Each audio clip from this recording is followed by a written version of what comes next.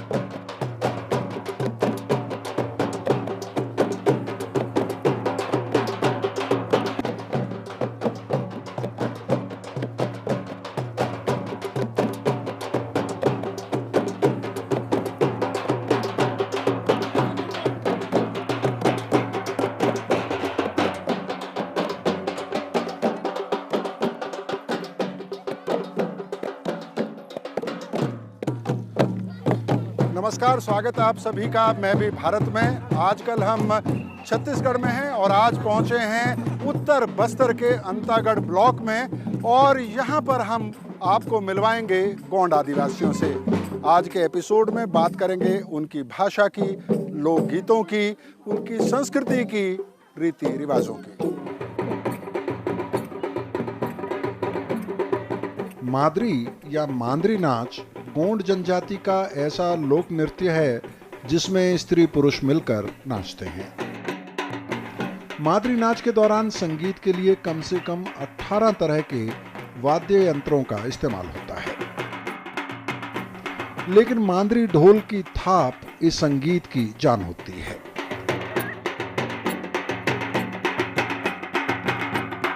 इसके अलावा निशान ढोल, गोगा ढोल, ढोल परांग, तुर्की ढोल, धुबिर, तोतली और चितकुल जैसे वाद्य यंत्र बजाए जाते हैं। मादरी के अलावा भी गोंड आदिवासियों के कई तरह के नृत्य हैं।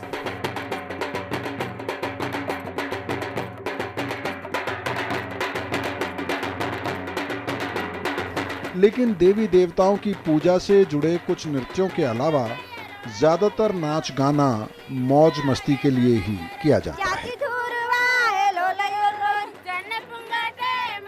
जो गोंड आदिवासी संस्कृति की खास पहचान है। और गोंड ब्याह में शामिल होने पर हमें इस संस्कृति के एक बड़े हिस्से को बेहद करीब से देखने का मौका मिला।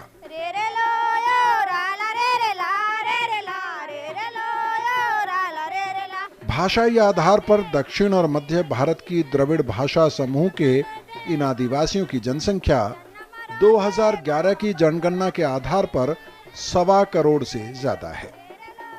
इस जनजाति को भील जनजाति के बाद देश की सबसे बड़ी जनजाति माना जाता है।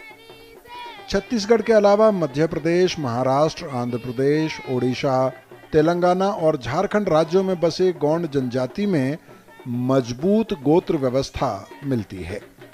गोंड आदिवासियों के 750 गोत्र बताए जाते हैं और यह व्यवस्था सम और विषम गोत्र में बंटी होती है। शादी ब्याह भी देवी देवताओं का भी बेटी बेटा होता है तो एक दूसरे से लेन देन होता है। वैसी भी हमारे सामाजिक व्यवस्था में संविधान से ही होता है, 2 भाग में। इधर की इधर शादी नहीं करते हैं, 2 ही भाग में करते हैं।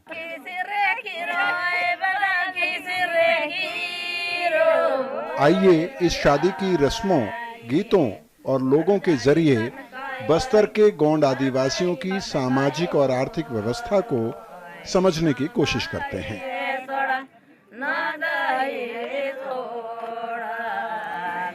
इस शादी में कमर से खजूर टांगे एक आदमी सबसे ज्यादा व्यस्त नजर आता है।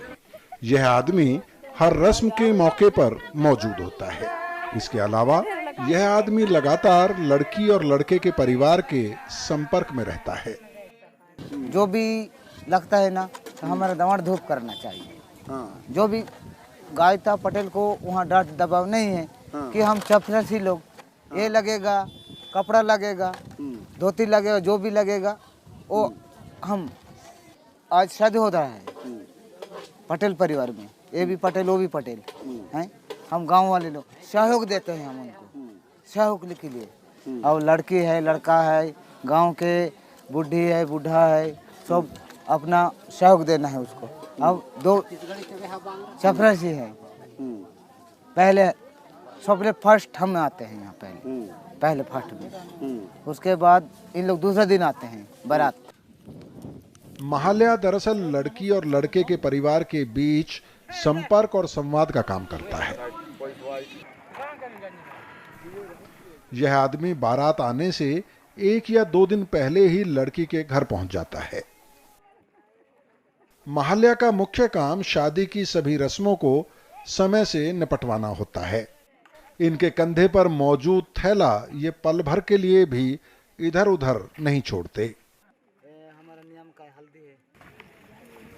इस थैले में शादी की अलग अलग रस्म की सामग्री में महुआ भी शामिल होती है, क्योंकि गोंड आदिवासी अपने देवी देवताओं और पूर्वजों को अन्य सामग्री के साथ शराब का भी तर्पण करते हैं।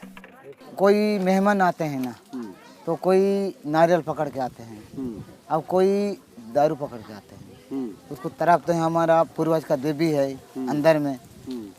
कोई बहन आता है, कोई जीजा वीजा लोग पूरा आते हैं ना मेहमान लोग, तो नारियल, कोई सुपारी, कोई हर एक प्रकार के लगता है अंदर में। गिफ्ट लेके आते हैं। हाँ, गिफ्ट लेके आते हैं। तो उसको वहाँ रख देते हैं। वहाँ उसमें से वही संभालता है। अच्छा। हाँ, वो घर वाले लोग नहीं है। अच्छा, महाल्या ही संभालता है? नहीं, भंडारी। हाँ, भंडारी संभालता है।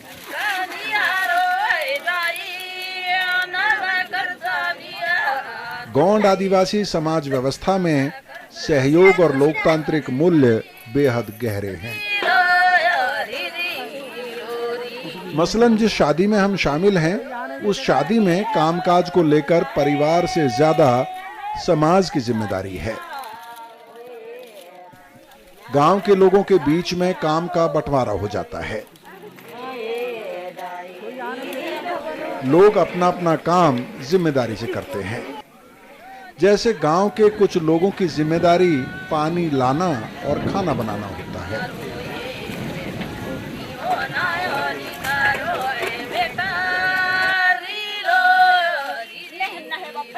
खाने में शादी के दिन कुछ खास ही बने, यह जरूरी नहीं है। यह परिवार की हैसियत के हिसाब से ही तय किया जाता है। मसलन इस शादी में खाने में दाल चावल, सब्जी और रागी है।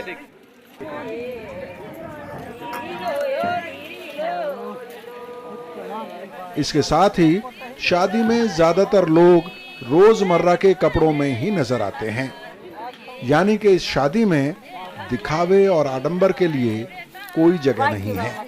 गड्डी पे न चढ़ दी, धीरे से उतर दी, बाराया न टपकर दी, बोलो टारारा, बोलो टारारा, बोलो टारारा। लेकिन इसके बावजूद ये लोग अपनी ब्याह शादी में बेहिसाब मौज मस्ती करते हैं।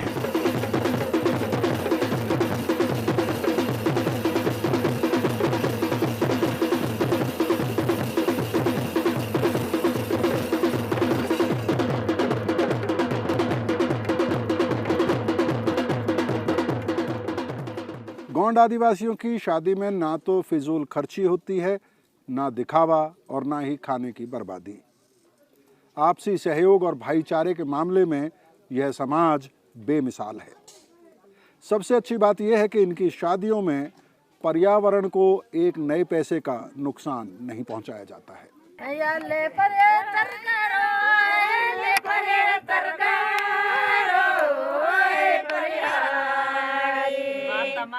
गोंड आदिवासियों की सामाजिक और धार्मिक अवधारणाएं प्रकृति से मजबूती के साथ जुड़ी हुई हैं। ये आदिवासी देवी देवताओं, आत्माओं और प्रकृति की पूजा करते हैं। इस समाज में अलग अलग मौकों पर अलग अलग देवी देवताओं की पूजा होती है।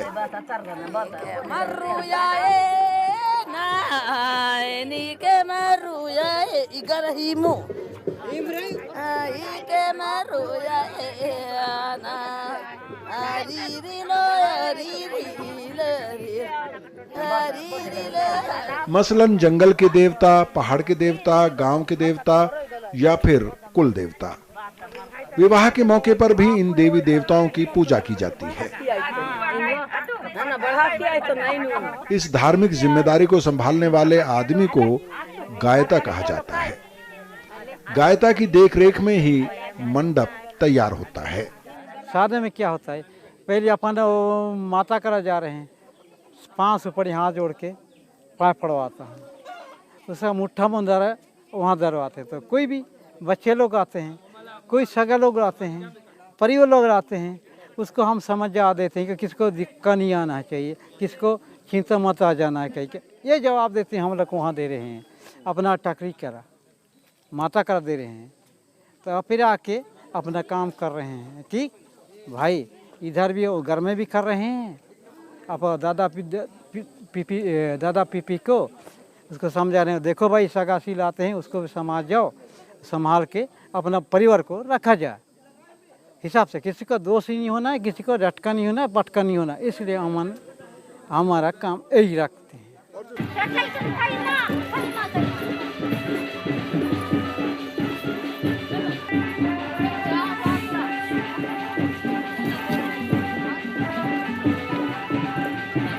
गौंड शादी की रस्में 2 दिन तक चलती हैं। शादी की इन रस्मों में करसा भराई और करसा झुलाई महत्वपूर्ण रस्में होती हैं। करसा भराई की रस्म में दुल्हन और दूल्हा मिलकर एक मिट्टी के बर्तन को धान से भरते हैं।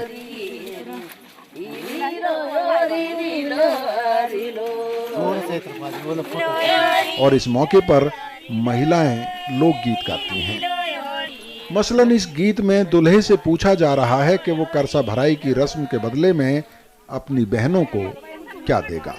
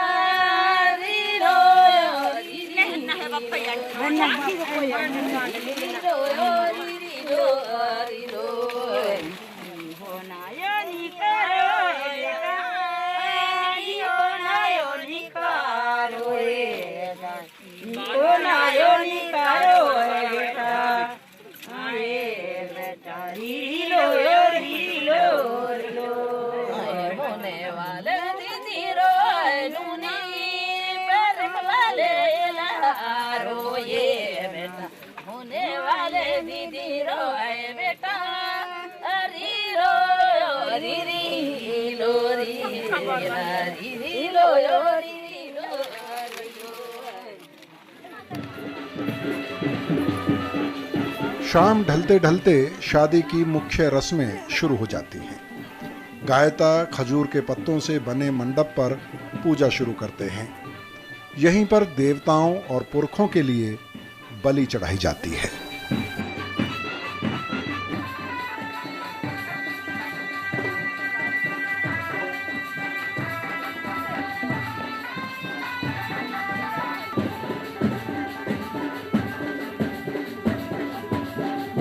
इसके बाद गायता हाथ पकड़कर दूल्हे और दुल्हन के फेरे कराता है।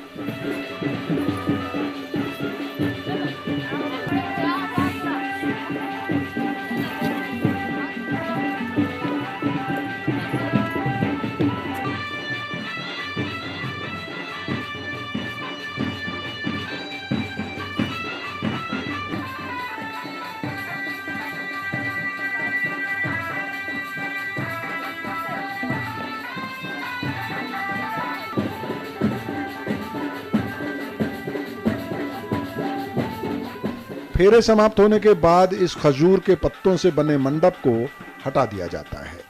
ये परिक्रमा जो होता है तो ये एंटी क्लॉक, अब मुझे ये पता नहीं क्लॉकवाइज जो करते हैं इसका क्या साइंटिफिक रीजन है, इसका मैं आज तक मैं नहीं खोज पाई हूँ, लेकिन ये एंटी क्लॉकवाइज जो परिक्रमा होता है आदिवासियों का, यहाँ गौड़ों का, तो गौड़ों का जो परिक्रमा है वो एंटी क्लॉकवाइज इसलिए है जैसे पृथ्वी भी अपनी धुरी में एंटी क्लॉकवाइज घूम रहा है और यानी सारे ग्रह भी एंटी क्लॉकवाइज घूमते हैं।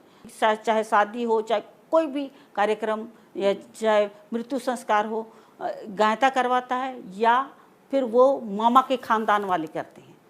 यानी जो पंडित होते हैं वो जैसे मेरा मायका है, मेरे घर में कोई कार्यक्रम होगा तो मेरे मायके परिवार वाले आके करेंगे और उनके घर कार्यक्रम होगा तो हम लोग करेंगे।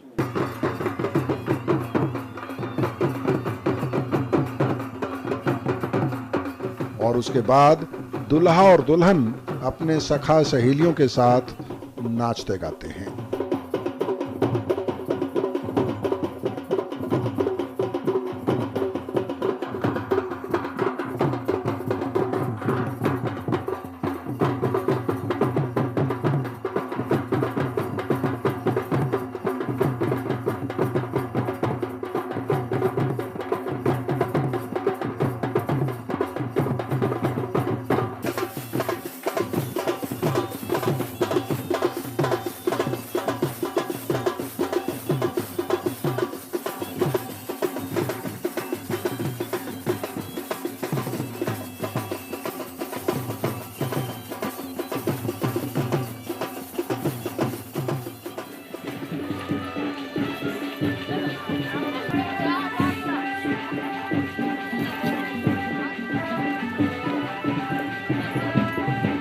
शाम ढले करसा झुलाई की रस्म पूरी की जाती है।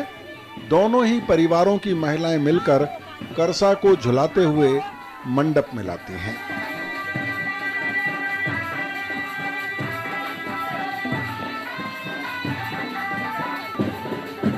इसके बाद करसा को मंडप में रख दिया जाता है। करसा झुलाई के बाद भी कई रस्में इस मंडप में देर शाम तक चलती रहती हैं।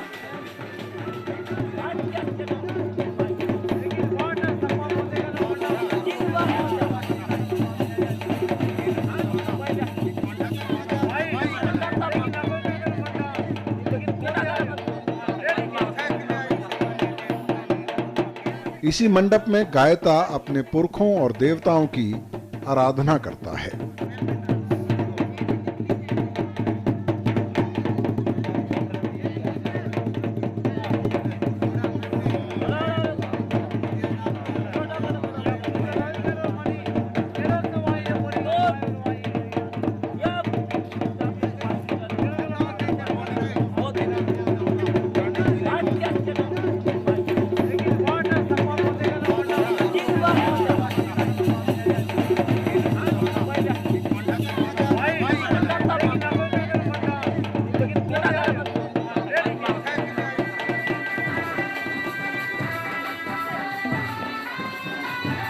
इसके बाद दुल्हा और दुल्हन को स्नान के लिए लाया जाता है।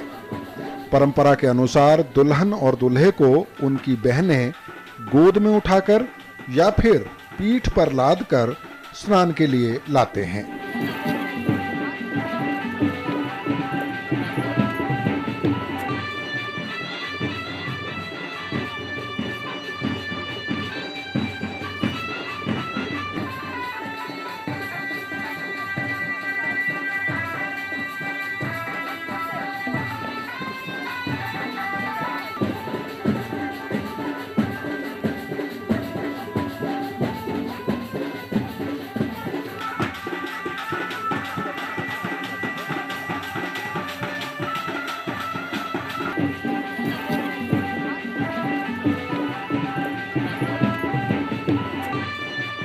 स्नान के बाद दोनों को उनकी बहनें दूल्हे के लिए बनाई गई कुटिया में ले जाते हैं और इस तरह से पहले दिन की रस्म पूरी होती है।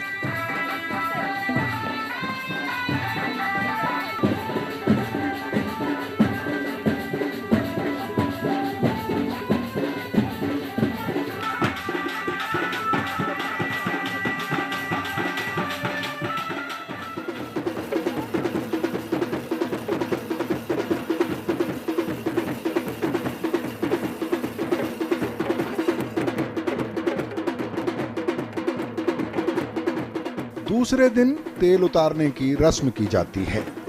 इस रस्म में ये आदिवासी एक दूसरे को हल्दी लगाते हैं और नाचते गाते हैं।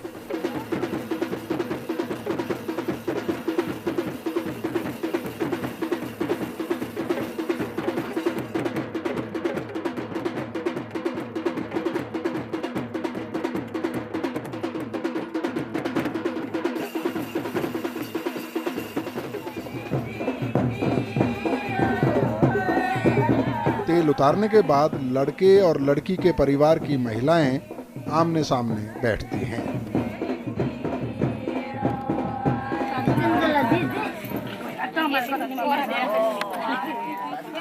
इस दौरान ये महिलाएं एक दूसरे को रंग बिरंगे रिबन बांधती हैं।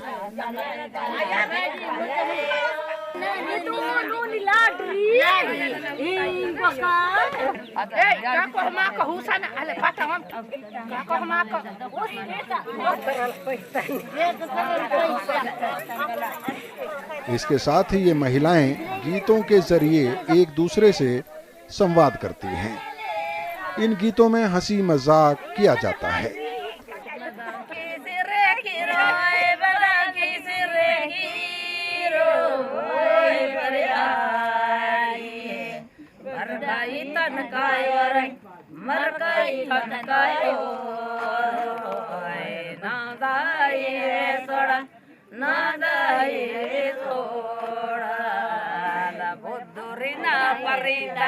Maraka kante udita pare bata vedra duti oi vadura purai veharai vedra purai vehar kade vedurayo ya de vedurayo oi nadai ne vesara vesara kotai mara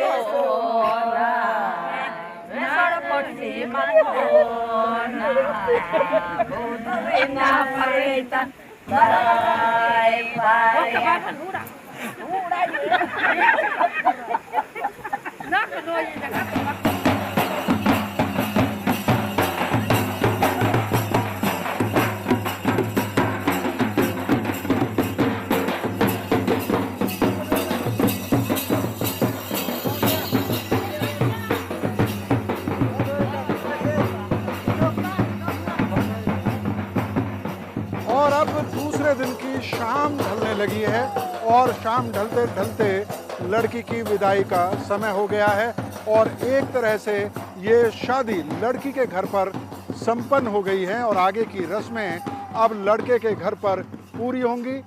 लड़की वाले यहाँ से कल सुबह लड़के के घर पहुँचेंगे, वहाँ पर सुअर और बकरे की बलि के साथ दावत होगी और इस तरह से ये शादी संपन्न होगी। लेकिन फिलहाल मैं भी भारत की पूरी टीम को अंतागढ़ से अनुमति दें। जल्दी ही मैं भी भारत के एक और एपिसोड के साथ आपसे मुलाकात होगी। नमस्कार। कुल मिलाकर गौंड समाज की शादी ब्याह में शामिल होकर यह एहसास होता है कि इन लोगों की सामाजिक, धार्मिक अवधारणाएं और आर्थिक गतिविधियां प्रकृति और जंगल के साथ अभी भी बंधी हुई हैं।